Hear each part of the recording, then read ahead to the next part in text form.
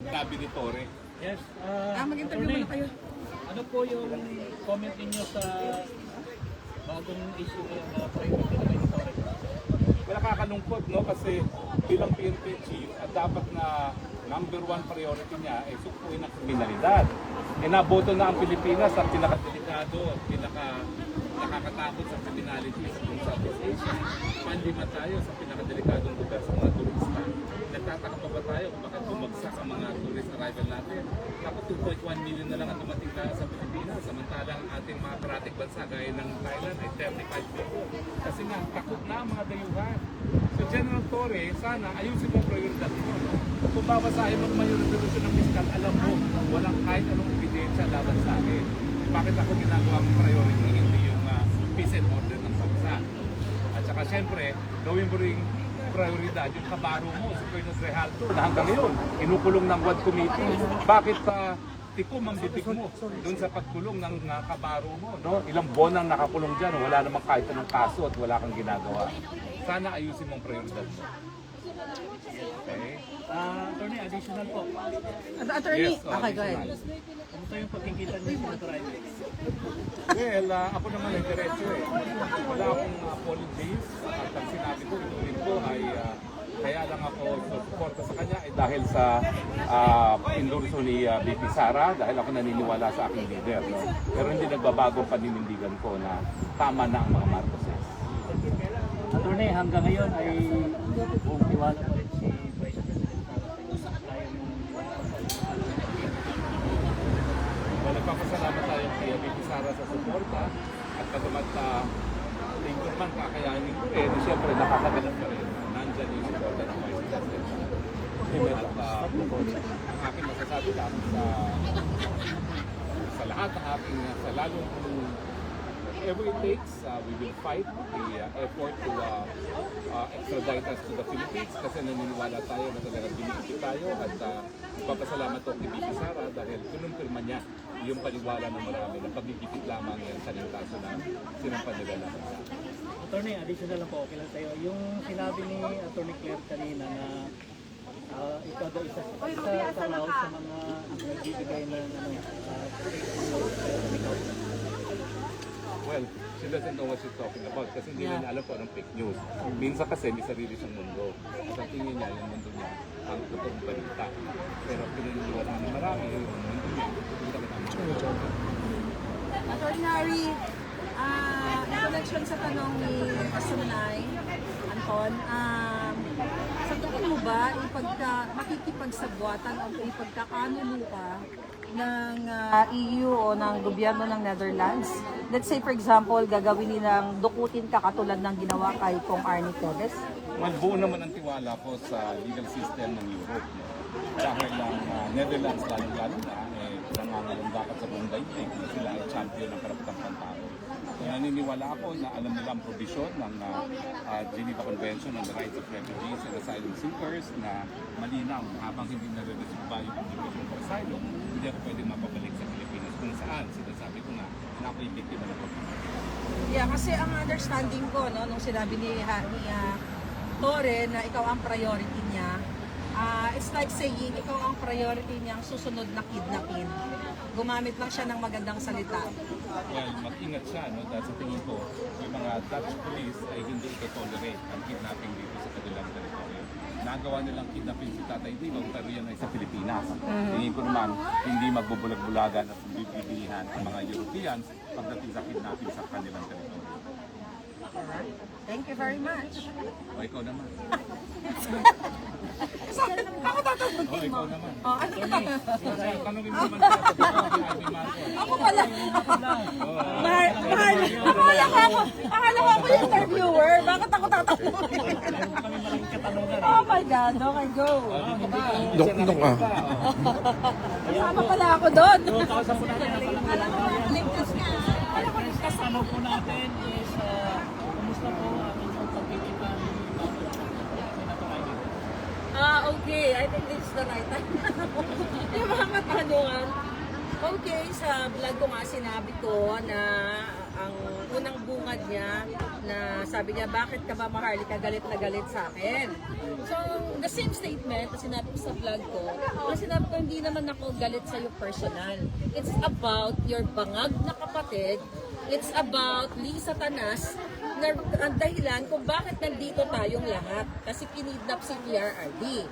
So, hindi siya sumagot, na ganun-ganun lang ang lola mo, wala siyang reaction. Pero kami naman, dahil nirerespeto namin si Vice President Sara, dahil birthday niya, at kahit hindi birthday ni Inday, wala naman sa ugali namin na manapak. Bakit naman, di ba? Tsaka hindi naman tama yun. Kasi parang yung iba, expect nila may commotion. No. We're very cordial, respeto sa birthday sa mga Pilipino. Imagine nyo kung tumambling ako doon, ano magiging headline, right? Oo, di ba? So, yun yung eksena. Tapos, aside from that, kinuha ko na yung oportunidad na pinakalala ko sa kanya yung biktima ng kapatid niya at ni Lisa, si distressed mother, alam niyo naman yan, na hoping na, na baka magkaroon ng reassurance na okay, we'll see kung anong may tutulong ko sa iyo bilang senadora. Nasa lunch tayo, no? Nasa, yun, nandun sa Spoke Sari, nasa lunch kami. So, ang binitawan na talaga statement ni Senator Amy, kawawa naman si distressed mother. Pero walang reassurance, you know? Kasi ako, bilang isang tagapagligtas or tagapaglaban sa mga walang hiya, I am hoping na makakuha ako ng magandang sagot na, sige, gagawa natin ng paraan, panagutin natin ng isa, panagutin natin si Teddy Boy Locsin, panagutin natin yung asawa niya, yung DFA, lahat ng kumasabuat para nagkaroon ng illegal extraction. Kung sino man ang unang tinidnap dito ng Marcos administration ay si Sheena yung anak ni Sheena na minor de edad. So yun yung mga diniscuss ko kay Senator Amy na wala din naman ako nakuhang sagot. But again, I'm hoping na malay mo, ina-absorb na lang yung mga information. Let's give her the benefit of the doubt, di ba? Pwede, no? So, possible na, sige, okay, ito yung kwento, baka gumawa naman siya ng action. So, kasi ang issue dito, buhay ng dalawang bata. Buhay ng dalawang bata, buhay ni Pangulong Duterte na kinidnap. Ang issue kasi related lahat, kidnapping ng 2 minor. Kaya yun talagang pinush ko sa kanya. Kaya nga sabi ko, sige, tignan natin kung may magagawa siya, edi sige. At we can only hope and pray. So, yun yung mga chika boom boom. Ma'am, yung ano po, karamihan sa mga sinasabi ng mga kapwa natin na mga vloggers na yung ginawa ni Senator Amy ngayon ay yung tinatawag na political survivor. Yes, I couldn't agree more sa mga palanda. Totoo naman yun. Kasi, ang punto kasi ganito, kung titignan natin lahat, nasaan ba si Senator Amy noong March 11? Pwede din naman siyang pumunta doon doon sa mismo dahil presidential sister siya. Kaya dapat nag-statement na siya, putang ina mo, ding, dapat ganon. Huwag mo ipakidap yung Pangulong Duterte. Kung mahal na yung PRRD, yun lang sa amin. May power din siya senador siya, kapatid niya yung presidente. Ay wala naman siya doon Tapos kaya tinanong ko kanina kay Baste, na ano tanong ko sa kanya, yung sinasabi ni Amy, na pwede niyang para siyang bringer of hope for us. Maniniwala lang tayo pag nabitbit niya si PRRD. Ngayon, di ba? Para makapagpahinga na tayo lahat, hindi na kayo mamasahe, happy na tayo lahat, right? Yes. Imagine all over Europe, huwag tayong paasahin na ganon. So tayo dito sa Europe, kayo dito sa Europa, ako talagang from the bottom of my heart, kayo yung dahilan kung bakit yung spark ng pakikipaglaban natin ay nandito pa rin. Imagine nyo kung kami lang dito, di ba? Kami lang, wala kayo. Di ba hindi solid pero because of you guys, ayun, ayoko ma-discredit kayo na parang may isa lang pupunta dito, bidabidahan, di ba? Parang Jollibee, bida ang saya, nag-commercial na tayo. Tapos, di ba, hindi naman may papauwi yung PRRD natin. Sana wag bigyan ng false hope yung ating mga kababayan. It's okay to show support, di ba? Kami nga dito, sabi ko, pwede lang papasok na ako sa ICC. Magpakidap na ako. Anyway, so yun lang, ang tanong ko. Yes, thank you po mga palagang bayan, ang pinakamatapang. Cheer lang. Okay, so ano pa? Ay, by the way, ito since andito nandito pa lahat ng mga organizers in the past yesterday. Mostly po. Okay. Mga volunteers na po. Mga volunteers. Ako gusto ko kayong pasalamatan. Pero meron lang kasi nangyari ng birthday ni Inday na na hindi ko siya nakita during that day na talagang may nagharang kay no, sa'yo, pinigilan ka magsalita. Nakita kasi sa video. So although na-pinpoint na namin kung sino yung tao, na-pinpoint na rin namin na walang instruction ng Office of the Vice President. Confirmed twice. Okay, sa lahat ng mga organizers, kami po, like ako, hindi ako pupunta dito para magbidabidahan. Sumusunod ako sa rules na kung ano yung mga rules, pero it's sad lang na may pumipigil sa amin magsalita. Kami mismo, sorry. Sa bangag-bangag. Sa bangag-bangag na sayaw-sayaw namin. Kaya nga yung, nakita nyo? Nakita Kaya niyo, nga di ba? yung tanong ko, meron bang nakapasok na alagad ni Marcos o alagad ni Amy? Kasi alam ni VP Sara, alam ng Office of the Vice President kung ano yung karakter namin. Right? Hindi naman kami pa-demure. Diba? I mean, kami dito, kaya namin murahin yung nasa Malacanang. Imagine nyo, ang buhay niya, buhay ko. Dudukutin, ako may death threats. Diba? They spent millions of money. 7 ang warrant of arrest ko. Tapos pagdating dito, magpapanggap ako na mabait ako dahil nandiyan si Amy. That's bullshit. Hindi ko inuurungan yan. Kaya dito sa mga organizers, I love you guys. Pero wag tayo basta-basta magpapadikta sa mga nagdidikta sa inyo. Walang utos ang Office of the Vice President para pigilan si Harry Roque magsalita, para patayan kami ng mikropono. Pangalawang beses na yun eh. Pangalawang beses na yun. Palalagpas natin yung isa dahil ayaw natin ng gulo. I'm not here para sa gulo. Hindi po kami yung pwedeng baguhin. Na magpakyut kami dahil nandyan yung mga Marcos. Eh kung barbaric days lang tayo, di tapos na laban kahapon ng birthday ni ni VP. But you know, we show respect, right? Ikaw, nakita mo ba yung video mo? Ano masasabi mo? Nakita mo? Nakita mo? Actually, wala talaga ako halos nasabi. Kasi may ganun ng ganun. Ngayon, ang akin lang is 58 years old na ako. Hindi ako nasupil ni Marcos Sr. Hindi ako nasupil ni Marcos Jr. Meron ako non-bailable charge at gusto niya talaga ako ikulong dahil hindi na ako mapigil magsalita. Hindi ko kayo papayagan, kayo pang manupil. Totoo yun. So, alam ko mga...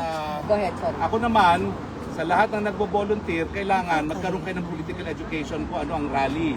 Yes. Kahit ang okasyon niya na birthday, hindi yan para pumuri kahit kanino dahil nandun lang sila. Alam namin na ang tamang asal. Kaya nakita nyo, hindi namin sinopla kahit sino publicly. Pero kahit saan ako pupunta, may karapatan ako magbangag-bangag dance steps dahil ang kapalit niyan ay yung panggulo niya at panira sa aking buhay kasama na yung non-bailable offense. Kaya ulitin ko po, alam ko kayo hindi kayo lumaki ng panahon ng martial law, pero sinasabi ko po, kung hindi nyo naiintindihan kung ano ibig sabihin ng malayang pananalita at kung bakit tayo nagpa-public rally, wag na po kayong mag-volunteer. Absolutely. Talagang na-shock po ako doon. Mantakin mo, kung kailan nasa exile pa ako sa Hague, sa kanila ako susupilin. Kaya nga Ang eh. utos daw kasi, wag magbagag-bangag dahil birthday daw. Ano bang sinabi ni Inday Sara doon sa kanyang sariling birthday? Ano bang sinabi ng sarili niyang kapit sa sarili niyang birthday? Yeah. Hindi tama yung pag-iisip na yun na hindi pa nila naintindihan kaya tayo nagpa-public rally para sa malayang pananalita.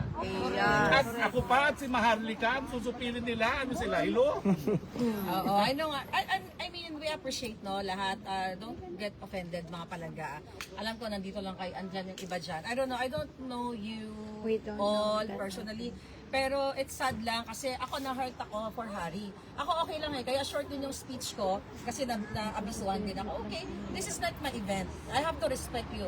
Nag-i-event kami sa LA. Big event. Kami ang nag-organize. But gusto ko lang maipagmalaki. May mga nag-aaway-away din. But I managed to pacify kasi iisa yung goal natin eh. Bakit na tayo nandito? Dahil kay PRRD, it's not about me. It's not about Harry. Dahil kay PRRD, wag tayo ito yung talaga yung problema ng mga Pilipino kahit saan tayo. Sana, pareho tayong magbigayan, magbigayan yung mga sarili. Kasi alam nyo, nakakaawa din yung pinakitaan ng mga attitude ng mga supporters. I feel you guys. Kasi nagta-travel kayo eh. Sabi ko kayo, pag-usapan namin ni Harry, kung mawawala ito, let's say 100 lang yan, 50, 20 yung isa, ayaw natin masaktan kasi nagta-travel kayo eh. You spend money, time, iniiwan yung mga asawa may sakit. Kahapon may nakausap, nung birthday ni Inday, may nakausap ako na iniwanan yung asawa niya just for Inday's birthday. Dilig sa trabaho. Yeah, so Siguro, ang pakiusap lang natin, let's Si treat Cliff. each other talaga na maayos. Kasi lahat tayo may attitude. Kaya lalo na ako, kaya ko makipagsapakan kahit dito na din. Pero we're not gonna do that. Kasi irespeto natin yung PRD. Dahil the reason why we're here. So sana wag na maulit yung aming censorship. Dahil dyan, Saka hindi. Huwag nyo gagamitin ang pangalan ng Duterte. wag. Correct. Dahil pati si Pangulong Duterte nung gusto ng mga kaalyado na impeach si Leni Robredo dahil pula ng pula, anong sabi ni Tatay Dico? Karapatan niya yan, malayang pananalita. Tapos kayong supporters, puno ni Pangulo Duterte ang nanunugin sa kalayaan ng malayang pananalita. Wag Back to ganon. basics. Learn what freedom of speech is, anong importansya niya sa demokrasya. Hindi tayo nagpararally dahil napapakwit tayo. Hindi tayo nagrarally dahil napapalakas tayo kay VP. Hindi nagpatawag ng rally si VP Sara sa kanyang birthday para purihin siya. Nagpatawag siya dahil ang mensahe, bring him home on my birthday. At kung kinakailangan na kami magbagag-bagag, dahil na lang ang aming ganti sa kanila, bahala sila sa buhay Kasi siguro nila. bago tayo magbangag-bangag, At lahat kayo sasama dito. Yes! Ayong sinuhin nila. Tinangka nilang subil. Di naman tayo subil, di ba? Ito warning Matigas lang. ang Hindi ulo. naman siguro, huwag niyong gagamitin yung pangalan ng ni Inday, ng Office of Vice President. Kasi we can always verify. Yun lang na, right? Tama. Verify namin yun. Kasi nga, bago tayo lumipat sa lugar na ito, sa Duterte Street, meron din kasi ibang grupo na nagsasabi na yung mga supporters ni PRD nandiyan sa Duterte Park, pumunta dito sa Duterte Street, pumunta lang ng sayaw-sayaw, pumunta lang doon ng kain, pumunta lang doon na parang sabi nila, wala nang kabuluhan yung pagpunta natin dito. Really? May sabi ng grupo na ganyan. Okay. Sige, i-address natin yan. I-address natin. Alam nyo, Ma'am, baka sa kabilang group yan yung naggaganon gano'n. Kabilang na naman yung sumayaw-sayaw doon. Kami na naman yun. Okay. Walang problema dun sa budots. Kasi narinig ko rin yun na parang dapat para mag-delay tayo dahil si Frankie nakakatulong, right? I don't think na mag-delay tayo na parang magdasal-dasal tayo. Nagpe-pray naman tayo, di ba? Sarili natin sa group prayer. I think may issue lang talaga sila. Pero wala pong masama na magbudots. Pero siguro, wag naman yung sobrang laswa. Kasi bumubudots din tayo, di ba? Nakita niyo yun. Pero wag naman siguro yung, para lang sa akin na, wag yung sobra parang nasa red light. Oo. Except pag ako gumawa. Hindi, pero, In which case, maniningil hindi, ako. doon sa mga grupo na yun, mag-unite na tayo. Siyempre, pag nag-iwalay tayo, matutuwa ang mga bangag!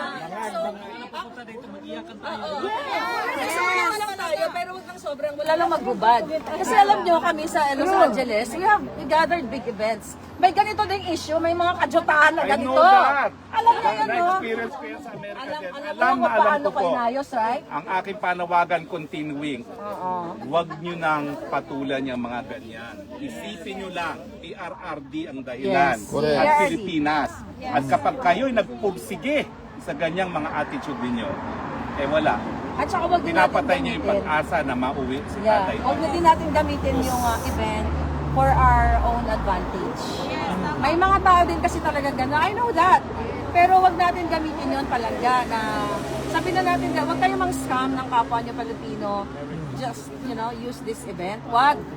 Kasi kawawa naman, mapupulaan tayo. Correct. Although wala naman akong na-witness pero kasi based sa experience namin, wag ganon. Kanya-kanya, di ba? Kayo namasahe, kami din namasahe. Andito pa nga pala yung passport ko. So anyway, ready to go. Diba? So yun ang chika. Basta, Kaya, I'm really kailangan. happy. I'm really happy na tayo nagsama-sama. Now, at least cleared na, narinig na nila yung sa loobin mo. The next time, Ren. next time, huwag nang mag-XX, di ba? Sino naman talaga? Yeah. Sena.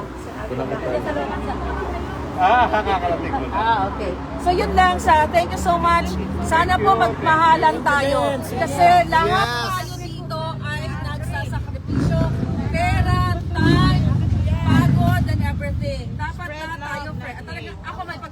ko, lahat ng event namin, lahat sila nakangiti, walang galit. Ayoko kasi ng ganun eh. Naaalis sa 7, putang na yung si ganito, si ganyan.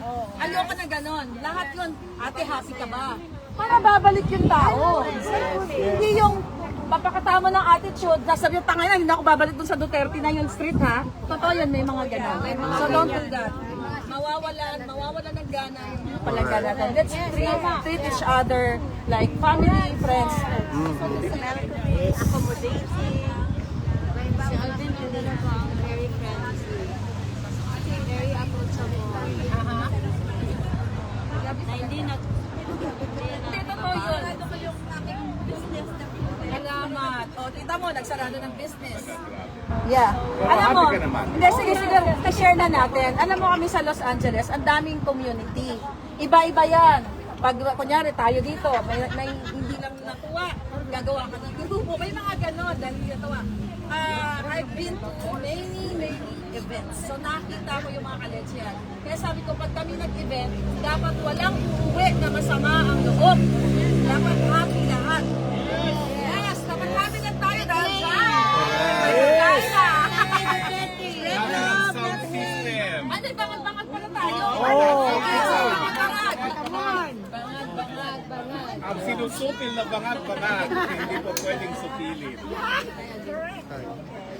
Ayan. Camera daw. Saan tayo? Sinusupil na bangat. Yes! O, masaya mo. Hindi ko dala eh. 3, go!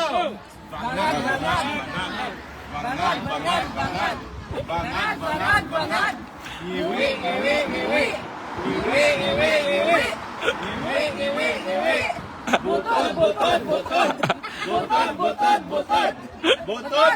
Butod! Yay! Lisa Tanas! Putang ina ka, may araw ka din. Baka junior. Vlog ko naman yan eh. Sino? Bangat. Oh my God! Alam mo ang sagot sa init. Alright, we gotta finish it. Hindi yan, thank you. Bulalo. Bulalo to? Bumili pa kami ng bulalo. Ba yung sarap? Hazel, kusina. Andun siya, ma'am. Andun siya. Andun siya, sir. Alright, we're done for Spokes Kung gaano Live. kapag